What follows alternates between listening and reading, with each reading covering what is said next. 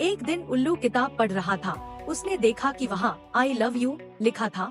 वह नाचने लगा और उसने अपनी दोस्त आलिया से पूछा, मैं अपना प्यार कैसे पा सकता हूँ? तब आलिया ने कहा कि किसी पेड़ में खोजो, तुम्हें तुम्हारे लिए एक प्रेमिका अवश्य मिल जाएगी। तब उल्लू ने आलिया को धन्यवाद दिया और कुछ समय बाद उसे एक मादा उल्लू मिली और वह अपनी मादा उल्लू के साथ खुशी से रहने लगा और कुछ दिनों के बाद उन्होंने 2 बच्चों को जन्म दिया। अगर आपको कहानी पसंद आई हो तो लाइक, शेयर, सब्सक्राइब और हमें फॉलो करें।